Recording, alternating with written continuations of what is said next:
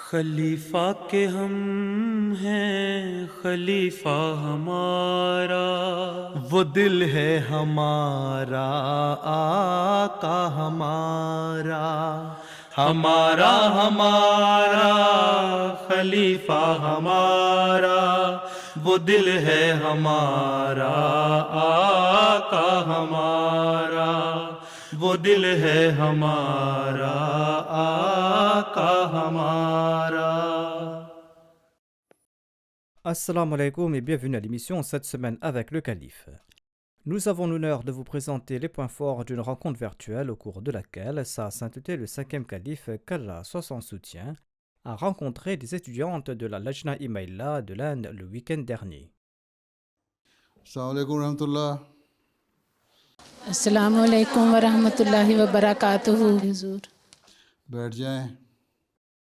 Dimanche dernier, des étudiantes de la Lajna Imaïla de l'Inde réunies à Qadian ont eu la chance de participer à une rencontre virtuelle avec Sa Sainteté le 5e calife, qu'Allah soit son soutien.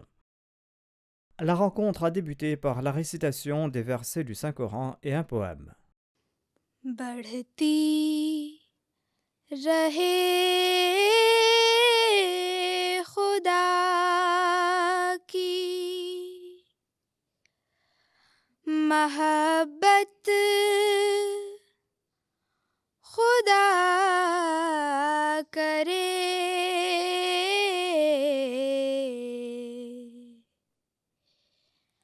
حاصل ہو تم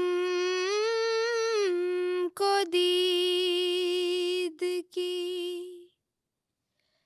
لذت، خدا کرے۔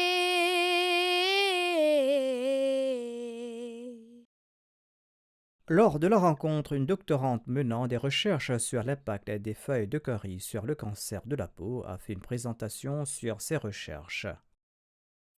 Today, the topic of my presentation is mechanistic studies on the chemopreventive potential of Moraya konegi leaf extract against chemically induced skin carcinogenesis in mice.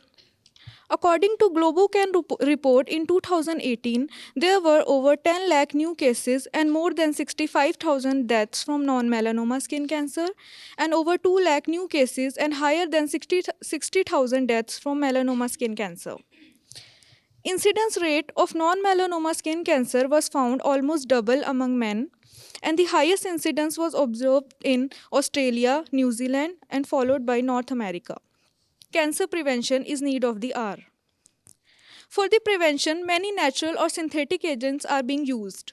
However, due to the adverse effects of synthetic chemical agents, we are inclined to use the natural agents for skin cancer prevention as they are safe, effective, economical, and they have the capability to reverse or halt the process of carcinogenesis at any stage. One such natural agent is extracted from Moraya konegi, also known as curry tree, is the curry leaves, which are commonly found in India and other South Asian countries. For the research, male mice of Laka species were randomly segregated into 4 groups and experimented for 22 weeks. Results showed that curry leaf extract administration caused a significant reduction in tumor incidence, total number of tumors, mean tumor burden, and mean tumor volume, as shown in the last row. In the end, I humbly request our beloved Huzoor to please pray for me that my research turns out to be beneficial to mankind, and may my research be recognized internationally. Inshallah, I will continue the endeavor to serve the mankind through further my research. اچھا، تو یہ ابھی صرف experimental stage پہ ہے، ابھی آپ نے اس کی اپلیکیشن ہیومن بینگس پہ تو نہیں شروع کیا؟ نہیں حضور. یہ کیا ہے، کوئی ویڈ ہے جو وہاں ہوتی ہے یا پلانٹ ہے؟ کری ٹری اینڈ اس کے لیوس لیے ہیں. اس کا استعمال لوکل لوگ کیا کرتے ہیں؟ حضور فلیور دینے کے لیے کھانوں میں ڈفرینٹ کوزینس میں یوز کرتے ہیں. جو استعمال کر رہے ہیں ان کے رزلٹ دیکھیں، اسکن ڈیزیز یا کینسر، اس میں کوئی فرق پڑتا ہے اس علاقے میں جہاں یہ استعمال ہوتی ہے زیادہ؟ یہ ریسرچ کیا ہے؟ عمومی طور پہ وائڈ اسپریڈ ہے اس کا استعمال، یا صرف کسی لوکل کمیونٹی میں ہے زیادہ استعمال، یا بعض پرٹیکولر ایریاز میں ہے اس کا استعمال؟ حضور انڈیا میں، ساؤتھ انڈیا میں بہت زیادہ یوز ہوتا ہے یہ. لوگ کھانوں میں ساؤتھ انڈیا میں ہوتا ہے تو وہاں اسکن کینسر کم ہے. ابھی تک سروے نہیں ہوا اسکن کینسر کے اوپر. کرنا تھا نا, صرف لیبارٹری میں نا بیٹھی رہو, کوئی باہر سے نکل کے نا تھوڑا سا یہ سروے بھی کرنا چاہیے تاکہ یہ ڈیٹا بھی دوں دیں کہ یہ جو باہر جو ہے اس کا استعمال اس سے کیا فائدہ ہو رہا ہے, کیونکہ وہاں پولوشن بھی ویسے کم ہوتی ہے, ٹراپیکل ایریا زیادہ ہے نا. ہاں جی. اور اسکن ڈیزیز آپ کہتے ہیں جی سن برن کی وجہ سے ہوتا ہے. ہاں جی حضور. بعض جگہ آپ کے یہاں پلانٹ موجود ہے, وہاں کی ریسرچ بھی ہونی چاہیے, باہر کا ڈیٹا بھی لینا چاہیے. ان علاقوں میں رینڈم سیمپلنگ کریں کچھ تھوڑی سی جا کے. اسٹوڈنٹ ایسوسیشن جو ہے وہ ٹیم بنائے, وہاں کی جو لڑکیاں سائنس پڑھ رہی ہیں, بایولوجی پڑھ رہی ہیں یا کوئی بھی ریلیٹڈ سبجیکٹ پڑھ رہی ہیں, ان کو کہیں کہ وہ ریسرچ کر کے بتائیں کہ ان علاقوں میں جہاں یہ استعمال ہوتا ہے کھانوں میں وہاں اسکن ڈیزیزز کم ہیں. تو آپ کو پاس ایک فیلڈ ڈیٹا بھی ہوگا علاوہ لیبارٹری ایکسپیریمنٹس کے. جی حضور. ٹھیک ہے نا, چلو ٹھیک ہے, بیٹھو. After the presentation, the Lajna members had an opportunity to ask Hazur questions on a range of issues. میرا سوال یہ ہے کہ کیا لڑکیوں کو لا, نیوی, سول سروسز اور آرمی میں جانے کی اجازت ہے؟ لا کرنے کی اجازت ہے, اچھی بات ہے. ہیومن رائٹس کے اوپر کرو تو زیادہ اچھا ہے. کرمنل لا میں نہیں جانا چاہیے, لڑکیوں کو ذرا مسائل پیدا ہو سکتے ہیں. سول سروسز میں جا سکتی ہیں, لیکن وہاں اپنا لباس, پردہ, حیادار لباس کا خیال رکھنا پڑے گا. یہ نہیں کہ ان علاقوں میں پوسٹنگ ہو جائے جہاں آپ کے کہتے ہیں کہ جہاں نقاب لینا اور برقع لینا منع ہے. حیادار لباس اور پردے کا خیال رکھتے ہوئے جا سکتی ہیں. باقی رہ گئی نیوی اور آرمی, یہ دونوں شعبے جو مناسب نہیں ہیں لڑکیوں کے لیے. ٹھیک ہے, آج کل کا ماحول ایسا نہیں ہے کہ اس میں جائیں. جی جی جزاک اللہ. حضور سے میرا سوال ہے کہ جیسے انڈیا میں حجاب کو لے کر بہت مخالفت ہے, انٹرنس ایگزام کے وقت ہمیں ہمیشہ حجاب اتارنے کے لیے بولا جاتا ہے. حال ہی میں میڈیکل کے لیے ایک نیٹ کا ایگزام ہوا تھا, تو ایک بچی کو ایگزام میں بیٹھنے سے روک دیا گیا کیونکہ اس نے حجاب اتارنے سے منع کر دیا. ایسے میں اگر ایک احمدی بچی کو یہ سامنا کرنا پڑے تو کیا اسے حجاب اتار دینا چاہیے؟ بات یہ ہے کہ حجاب کی کیا تعریف ہے. اگر تو صرف سر ڈھانکا ہوا ہے اور چہرہ ننگا ہے تو وہ آپ کو کوئی نہیں روک سکتا. سر ڈھانکیں اور یہاں سے یہاں کی طرف باندھ لیں تھوڑی سے نیچے, تو اس پہ میرا نہیں خیال کوئی آپ کو روکے گا. اگر اس کے اوپر بھی کوئی آپ کو روکتا ہے تو اس کو اوپر چاہیے پھر اپنا حیا کا اور لباس کا خیال رکھیں اور اس کے خلاف لیگل فائٹ کریں کہ ہمیں روکا کیوں گیا ہے. اس کے لیے وزارت تعلیم کو پھر چاہیے نا, پھر کوشش کرے ان لوگوں کو لکھے, ایڈمنسٹریشن کو لکھے, اور پھر اپنے طور پہ بھی لیگل فائٹ کریں. جو خود اسٹوڈنٹ ہیں وہ خود بھی کریں. پہلی بات تو یہ ہے کہ کیا ریسٹرکشن ہے, کس حد تک ہے. ایک یہ ہے کہ نقاب سر سے پورا اتار دو, سر ننگا کرو, یہ تو کہیں بھی نہیں ہے. کئی عورتیں یہاں انڈیا کا جو معاشرہ ہے اس میں ہندو سکھ بعض ہیں ایسی جو سر پہ کو ڈھانک کے رکھتی ہیں, تو کس حد تک روکا جاتا ہے پہلے یہ ڈیفائن کریں. کئی سینٹرز پہ حضور اتارنے کے لیے بولا گیا تھا. کیا وہ کہتے ہیں اسکارف بھی نہ پہنو؟ جی. ان کی رپورٹ ہونی چاہیے. پھر نیچے کوٹ پہنا ہو, ڈھیلا لباس پہنا ہو, حیادار لباس پہنا ہو اور سر پہ دوپٹہ ہو, اس کے خلاف تو کوئی نہیں بول سکتا. وہ تو ہندو سکھ سارے لیتے ہیں, وہ دوپٹہ لے کے اپنا ٹیسٹ دے دیں, لیکن اپنا کیس فائٹ بھی کریں کہ ڈسکریمنیشن کیوں ہے, جب ہمارا رائٹ ہے کہ ہم اپنا پہنیں. کل کو یہ کہتے ہیں کہ سکھوں کو پگڑی نہ پہنو تم, یا ان کے اور لباس ہیں بعض, تو یہ تو غلط ہے. اس کے خلاف آپ کو آواز اٹھانی چاہیے, لکھنا چاہیے اسٹوڈنٹ ایسوسیشن کو بھی, اخباروں میں بھی لکھنا چاہیے کہ یہ کیوں ہوا. اور اگر انڈیویجول کیس ایسا ہوتا ہے تو اس کے خلاف لیگل فائٹ کریں. ٹھیک ہے جی. اب یہ دیکھنا ہے آپ نے دین کو دنیا پہ مقدم کرنا ہے, الحیاء من الایمان پہ عمل کرنا ہے, یا دنیا داری کے لیے اپنے آپ کو ننگا کرنا ہے. یہ سوچ لو خود ہی. تو بہرحال جہاں تک فائٹ ہو سکتی ہے ہمیں کرنی چاہیے. قانون کے اندر رہتے ہوئے دائرے میں. کم از کم دوپٹہ اوڑھنا تو ہونا چاہیے, اس پہ کوئی نہیں روک سکتا. کووڈ کے دنوں میں ماسک بھی تو پہن کے رکھتے ہیں لوگ, اس وقت بھی تو چہرے چھپے ہوتے ہیں. ان سے کہو پھر اس کی بھی پابندی نہیں ہونی چاہیے. تو لیکن بہرحال دوپٹہ بہرحال ہونا چاہیے, اور اگر نہیں ہے تو نہ دیں ایگزام اور لیگل فائٹ کریں. میرا سوال یہ ہے کہ ایک احمدی اسٹوڈنٹ یا عورت کے لیے سوشل ایونٹس پر پردے میں رہتے ہوئے تصویر کھنچوانا کس حد تک جائز ہے؟ کئی موقعوں پر مثلاً انٹرفیتھ کانفرنس ہو یا پھر پروفیشنل کوئی ایونٹ ہو جہاں ہم پردے میں بھی ہوتے ہیں اور منع بھی کر دیتے ہیں. ایسے میں کئی مرتبہ غیر جماعت خواتین کی طرف سے بہت اصرار کیا جاتا ہے کہ آپ پردے میں ہیں تو پھر تصویر کیوں نہیں کھنچوا سکتی؟ حضور ایسی سچویشن میں ہمیں کیا کرنا چاہیے؟ اگر آپ پردے میں ہیں اور چہرہ ڈھکا ہوا ہے اور لباس بھی آپ کا پورا کوٹ وغیرہ پہنا ہوا ہے تو کوئی حرج نہیں ہے. سمجھ آئی؟ اگر ایک گروپ میں آ رہی ہیں اور پردہ کیا ہوا ہے اور سر بھی ڈھکا ہوا ہے اور جو قرآن کریم کا حکم ہے پردے کا, اس کے مطابق جسم کو بھی ڈھانکا ہوا ہے پوری طرح, چاہے وہ کوٹ سے ڈھانکا ہوا ہے چادر سے ڈھانکا ہوا ہے, تو پھر اگر تصویر کھینچ جاتی ہے تو کوئی حرج نہیں. لیکن اگر چہرہ بھی ننگا, سر بھی ننگا, لباس بھی حیادار نہیں تو پھر غلط ہے, پھر نہیں کرنی. حضور میرا دوسرا سوال ایگزسٹنس آف گاڈ سے ہے. حضور جیسا کہ آفات آتی ہیں اور جنگیں ہوتی ہیں, اب مثال کے طور پر جو یوکرین میں ہی ہوئی جس میں بہت سے معصوم لوگ مارے گئے, تو لوگوں نے یہ کہا کہ اب خدا کہاں ہے. اسی طرح ہمارے پروفیشن میں بھی ایسے کیسز ہوتے ہیں جو معذور ہوتے ہیں, تو ایسے میں بھی بعض لوگ یہ سوال کرتے ہیں کہ خدا کہاں ہے, ہماری کیا غلطی تھی؟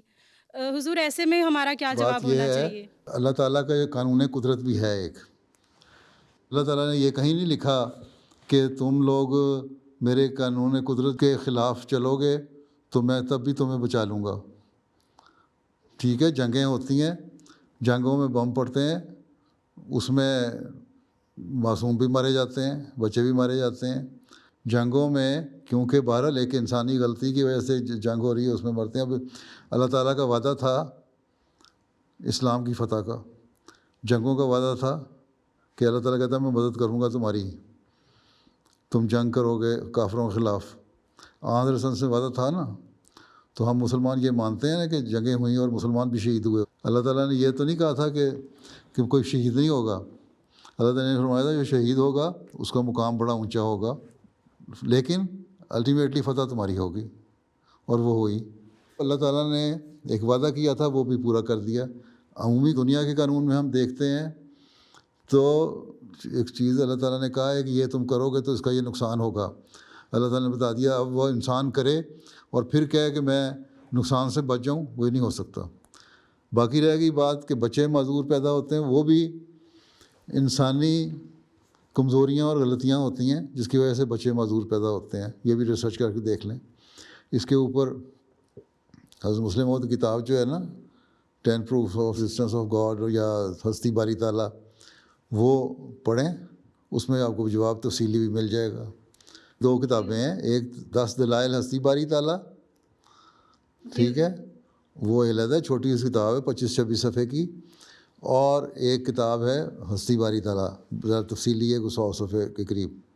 وہ دونوں پڑھیں, ان میں جواب بھی مل جاتے ہیں. اس میں آپ نے یہی بتایا ہوا ہے کہ جو معذور بچے پیدا ہوتے ہیں وہ کیوں ہوتے ہیں. سمجھ آئی؟ تفصیلی جواب آپ کو مل جائے گا. اور وہ بھی انسانوں کی غلطیاں ہوتی ہیں, بعض ماں کی کمزوریاں ہوتی ہیں, باپ کی کمزوریاں ہوتی ہیں, اس کا قدرتی نتیجہ یہ نکلتا ہے. لیکن اللہ تعالیٰ نے پھر جو ان کی کمزوریاں ہیں, انسانی پیدائشی کمزوریاں, اس کی وجہ سے ان کو کسی بات کا ذمہ دار نہیں ٹھہرایا, بلکہ ہم اس بات پہ یقین رکھتے ہیں کہ زندگی کے بعد اگلے جہان کی زندگی ہے, وہاں ان کے لیے پھر آسانیاں پیدا کر دیتا ہے اللہ تعالیٰ. جبکہ جس کو صحت دیتا ہے اور پورے اعضاء سلامت رکھتا ہے, اس سے جو غلطیاں ہوتی ہیں اور ان کو وہ اللہ تعالیٰ کی حکم کے مطابق خرچ نہیں کرتا, تو پھر اس کو سزا ملتی ہے. لیکن دوسرے جو ہیں جو ان چیزوں سے محروم ہیں, ان کو سزا بھی نہیں ہے, ان کو اللہ تعالیٰ ریوارڈ دے دیتا ہے وہیں اگلے جہان میں. ہمارا تو تصور اگلے جہان کی زندگی کا ہے نا, تو وہ یہ تصور ہے. اس لیے بہرحال یہ دونوں کتابیں آپ پڑھ لیں, آپ کو اس کا تفصیلی جواب ملے گا. حضور سے میرا سوال یہ ہے کہ اگر ہمیں کبھی ایسے حالات کا سامنا کرنا پڑے کہ ملکی قانون یا اسلامی قانون میں سے کسی ایک کو چوز کرنا ہو تو ہمیں کیا چوز کرنا چاہیے؟ دین کو دنیا میں مقدم رکھنے سے کیا مراد ہے؟ ملکی قانون جو شریعت کے واضح حکموں سے نہیں ٹکراتا وہ تو ماننا ہے ہم نے. باقی جو ہے اگر ملکی قانون ہمیں شریعت کے حکموں پہ عمل کرنے سے روکتا ہے, جس طرح پاکستان میں احمدی جو مسلمان ہیں وہ کلمہ نہیں پڑھ سکتے, ہم کہتے ہیں ہم ہر دوسرے ملکی قانون کی عمل کریں گے, لیکن یہ ہمارا ذاتی فعل ہے, مذہب کا معاملہ ہے, خدا کا معاملہ ہے, اس لیے ہم کلمہ کے اوپر یقین رکھتے ہیں, ایمان رکھتے ہیں. پاکستان میں قانون کہتا ہے جی احمدی نمازیں نہیں پڑھ سکتے, السلام علیکم نہیں کہہ سکتے, کوئی اسلامی شعار کا استعمال نہیں کر سکتے. وہ ہمارا حق ہے, وہ ہم کرتے ہیں, وہ ہم قانون نہیں مانتے. باقی جو قانون ہے جہاں ملک کے وفا کے ساتھ تعلق کا سوال ہے, ہم اس سے وفا کرنے والے ہیں. جہاں ملک میں امن و سلامتی کا تعلق ہے ہم اس کے ساتھ ہر جگہ اس کے لیے قربانی پیش کرنے کے لیے تیار ہیں, اور ہر ملک میں ہر احمدی کو یہ ہے. لیکن اگر وہ واضح شریعت کے احکامات سے ٹکرانے کے لیے ہمیں کہتا ہے تب ہم نے نہیں ماننا اس کو. ہندوستان میں تو کوئی ایسا قانون نہیں ہے. پردے کا لیے شروع یہاں ہوا ہے تو اس کے لیے فائٹ کرنا چاہیے آپ لوگوں کو. مستقل لابنگ کریں, ہر صوبے میں مہم چلائیں, احمدی مہم چلائیں, مرد بھی عورتیں بھی, تو ماحول پیدا ہو جائے گا آپ کے حق میں. آج نہیں تو 5 سال بعد 10 سال بعد آخر اس قانون کو ریپیل کرنا پڑے گا, اس کو منسوخ کرنا پڑے گا ان کو. ٹھیک ہے, اپنے ساتھ ہندو اور سکھ عورتوں کو بھی ملائیں کہ دیکھو ہمارے حق مارے جا رہے ہیں. میرا یہ سوال ہے کہ آن لائن ٹیچنگ کے دوران جس میں ٹیچر کو سامنے موجود ہو کر پڑھانا پڑتا ہے, اس میں کئی بار اسٹوڈنٹس اسکرین ریکارڈنگ کر کے یوٹیوب پر اپلوڈ کر دیتے ہیں. اس سچویشن میں ایک احمدی لیڈی ٹیچر اپنے پردے کا کس طرح خیال رکھے؟ جب پڑھا رہی ہیں آپ تو آپ نے اگر اپنا سر ڈھانکا ہوا ہے اور ماتھا ڈھانک کے یہاں تک اپنا چہرہ آپ کا ننگا ہے, آپ پڑھا رہی ہیں, تو اس طرح کے حجاب میں کوئی حرج نہیں پڑھانے میں. اگر وہ ہو جاتا ہے, مجبوری ہے, آپ کو پروفیشن ایسا ہے, اس میں اسٹوڈنٹ نے اگر کر دیا اپنے کسی اسٹوڈنٹ کو فائدہ پہنچانے کے لیے تو کوئی حرج نہیں ہے. لیکن عمومی طور پہ اس کا مطلب یہ نہیں کہ کیونکہ وہاں آپ کا چہرہ آ گیا اس لیے آپ پردہ ہی چھوڑ دیں, وہ غلط ہے. یہ تو مجبوری ہے نا ایک, لیکن اس مجبوری میں بھی جو کم از کم معیار ہے حضرت مسیح علیہ السلام نے مقرر فرمایا, معیار یہ ہے کہ بال ڈھکے ہوں, کلے ڈھکے ہوں, اور تھوڑی یوں کر کے ایک رنگ بنا ہو چہرے کا, اس میں آپ کے ہونٹ بھی ننگے ہوتے ہیں, آنکھیں بھی ننگی ہوتی ہیں, آپ پڑھا سکتی ہیں آرام سے. اور وہ لباس ایسا ہے کہ اگر وہ اس مجبوری کے وقت آپ استعمال کر سکتی ہیں, لیکن وہ عمومی اجازت اس کی نہیں ہوتی. پھر اپنی تصویریں عام طور پہ سوشل میڈیا پہ ڈالنی شروع کر دیں, وہ غلط طریقہ ہے, اس سے پھر اور باتیں پیدا ہوتی ہیں. یہاں تو آپ کو پتہ ہے نا, آپ نے ایک لیکچر دیا, ٹیچنگ کی ہے, اسٹوڈنٹ نے ڈالا, آپ نے کہاں تاکہ اس کو روکنا ہے, کیا حدود ہیں اس کی, اور جس اسٹوڈنٹ کو پڑھا رہی ہیں اس کو آپ کنٹرول کر سکتی ہیں اس کو. لیکن جب عمومی طور پہ آپ کر دیں گی تو پھر آپ کوئی کنٹرول کوئی نہیں رہے گا. کم از کم معیار جو پردے کا ہے وہ میں نے بتا دیا. میک اپ کر کے تو نہیں آنا اس میں, ایک تو آپ کو میک اپ نہیں ہونا چاہیے, ایک کم از کم معیار پردے کا ہونا چاہیے کہ چہرہ ننگا بھی ہو تو بال ڈھانکیں ہوں اور تھوڑی ڈھکی ہو, اور یہاں سے یوں ایک رنگ بنا ہو, اس میں آپ پڑھا سکتی ہیں. اور اس میں وہ اگر چلا جاتا ہے تو کوئی حرج نہیں ہے. لیکن اس کی وجہ سے, کیونکہ اگر ایک جگہ آپ نے دے دیا اس کی وجہ سے آپ کو کھل مل گئی, چھٹی مل گئی کہ ہر تصویر آپ ہر سوشل میڈیا پہ ڈالنا شروع کر دیں, وہ غلط ہے. جی سر. کس طرح اس کو روک سکتی ہیں آپ؟ جس چیز کی مجبوری ہے اور اس کا فائدہ ہے, پڑھا رہی ہیں آپ, ایک تو مجبوری ہے آپ کی کہ آپ نے پڑھانا ہے. دوسرا, جو پڑھا رہی ہیں وہاں آپ کے کوئی گانے تو نہیں اس کو سنا رہی, نہ کوئی ناول سنا رہی ہیں, آپ تو اپنے مضمون کے متعلق پڑھا رہی ہیں نا. اس مضمون کے بارے میں کیا کوئی نکالے گا غلط بات؟ ہاں, آپ کی تصویر کو نکال کے اگر کوئی سوشل میڈیا پہ لاتا ہے تو آپ اس پہ کیس کر سکتی ہیں, کیوں آیا باہر. جہاں جس حد تک چھوٹ ہے, نرمی ہے, وہاں نرمی کا استعمال ہو جانا چاہیے. جو لمیٹیشنز ہماری ہیں ان کو اگر ہم توڑیں گے تو وہاں پھر خرابیاں پیدا ہوتی ہیں. چلو, السلام علیکم, اللہ حافظ. وقت بھی ختم ہو گیا آپ کا. अस्सलाम वालेकुम। वालेकुम सलाम व रहमतुल्लाहि व बरकातुहू। C'était là les points forts d'une rencontre virtuelle qui a eu lieu le week-end dernier. Nous terminons maintenant par le résumé du sermon du vendredi. Dans son dernier sermon du vendredi, Sa Sainteté le Calife qu'Allah soit son soutien a présenté divers récits des compagnons du saint prophète Mohammed sallallahu alayhi wa sallam. Vers la fin de son sermon, Sa Sainteté le Calife qu'Allah soit son soutien a évoqué le tragique martyre de 9 musulmans ahmadis au Burkina Faso. Et il a précisé qu'il évoquerait cet incident en détail dans son prochain sermon. ایک افسوسناک خبر بھی ہے، بورکینا Faso میں ہمارے 9 احمدی شہید کر دیے گئے پرسوں. بڑا افسوسناک واقعہ ہے. انا للہ و انا الیہ راجعون. ان کے اور بڑے ظالمانہ طریقے سے ان کو شہید کیا گیا، لیکن ان کے ایمان کا امتحان بھی تھا اور جس پر وہ ثابت قدم رہے. یہ نہیں کہ اللہ تعالیٰ فائرنگ کر کے، بلکہ ہر ایک کو بلا بلا کے شہید کیا ہے. لیکن بہرحال اس کی تفصیلات کچھ آئی ہیں، کچھ آ رہی ہیں، اس لیے انشاءاللہ تفصیلی ذکر میں اگلے جمعے میں ان کا کروں گا. اللہ تعالیٰ ان سے رحم کا سلوک فرمائے، درجات بلند کرے ان سب کے. دعا بھی کرتے رہیں. وہاں کے حالات ابھی بھی جو دہشت گرد جو آئے تھے وہ دھمکی دے کے گئے ہیں کہ اگر دوبارہ مسجد کھولی تو ہم دوبارہ آئیں گے، حملہ کریں گے. اللہ تعالیٰ وہاں کے احمدیوں کو ان کے شر سے محفوظ رکھے. بہرحال تفصیلی ذکر انشاءاللہ تعالیٰ آئندہ ہفتے کروں گا.